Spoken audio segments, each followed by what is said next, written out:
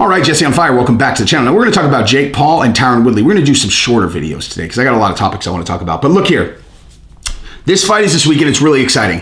And I want to say something about Jake Paul in general, okay?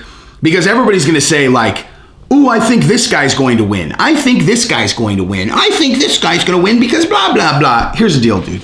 Here's the deal. None of you have any idea who's going to win this fight, okay? You know how like there are certain fights that you can like put an expert in and you can go, okay, here you go. Hey, Faraz Zahabi, who do you think is going to win? And his opinion is probably going to be pretty, weighted pretty well. You can go, hey, Dan Hardy, who do you think is going to win? Luke Thomas, who do you think is going to win? The Weasel, who do you think is going to win? These guys break down the fights really surgically and you're like, that's a great take, That's a great take. Good point.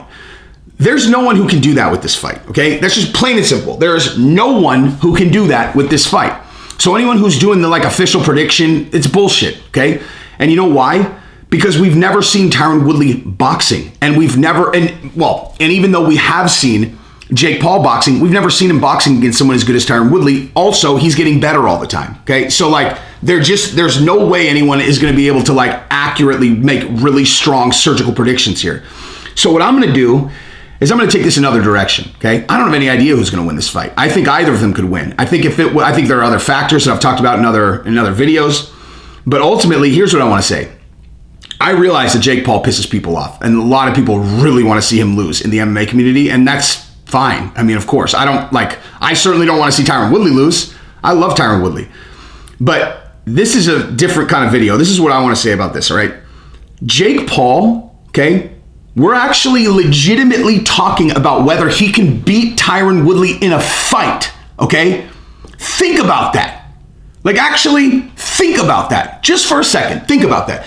There's none of you that can say that you're 100% confident that Tyron Woodley's going to win this fight. Nobody can. You can't do it. I don't care. I mean, unless you just are just saying it. But you can't in your heart feel 100% confident that Tyron Woodley's going to win this fight.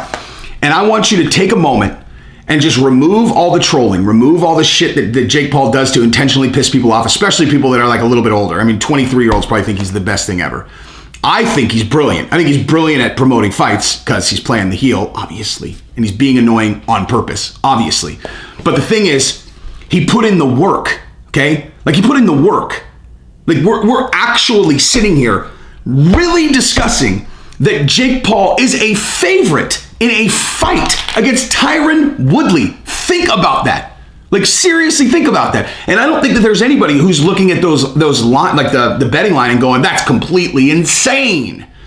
He is, I don't know if I necessarily think he's going to win for sure or anything, but the guy put in the work. He's been training with, he's got money and he has the ability to kind of put himself in the best place, but he had to put in the work. He's been training with the best boxing trainers for 4 or 5 years. Working, grinding, set his mind. This is what I want to do. And look, we're talking about him actually potentially beating Tyron Woodley in a fight. Do you understand how absurd that is? Do you understand how impossible that is? If we would have talked about this 5 years ago before he started. You know what I mean? When Jake Paul started, Logan Paul was going to fight KSI. And they were like, hey, his little brother Jake Paul, in 4 years, we're going to be talking about him. He's going to be a favorite in a fight against Tyron Woodley. Okay, and someone was all, well, a boxing match. You think anyone would have been like, oh, that makes a huge difference? You've seen Tyron Woodley decapitate some of the greatest fighters in the world, dude. Just actually think about that and give the guy the respect that he's due, because he had to put in the work for that to be the case. That's just plain and simple. You can't just I'm loud and annoying on YouTube and, boom, I can fight Tyron Woodley. If that was the case, I'd be beating the shit out of everybody. You know what I mean? If being loud and obnoxious was what dictated how good of a, boxer you became, then, sign me up. But seriously, if you respect the game and you respect the work ethic and you respect people setting their mind to something. Now, I personally much more romanticize people who are coming from the gutter and have no options. They don't have any options. And they set or they give up all of their options to chase the fight dream. That's that's the story that grabs me, where it's man, this guy just went all in and did it. Jake Paul obviously is not that. But as far as the work that he put in, it is that, right? If this didn't work out for him, he'd be fine, But there's something about that actually is even more impressive in some, not more impressive, but like, it's still incredibly impressive. He could choose to do any other thing every single day. Dude, the guy could choose to just literally get on Tinder and just be like, cool, hey girl, you're my 2 o'clock. Hey girl, you're my 3 o'clock. Hey girl, you're my 4 o'clock. Hey girl, you're my 5 o'clock. Next day, 2 o'clock, 3 o'clock, 4 o'clock, 5 o'clock. Like, the guy can do whatever he wants. He chooses to grind in the gym and get good enough to where he's a favorite in a fight against Tyron Woodley on Saturday. That's insane, dude. Give the guy credit. Even if he gets knocked out, give him credit, man. Give the guy credit, okay?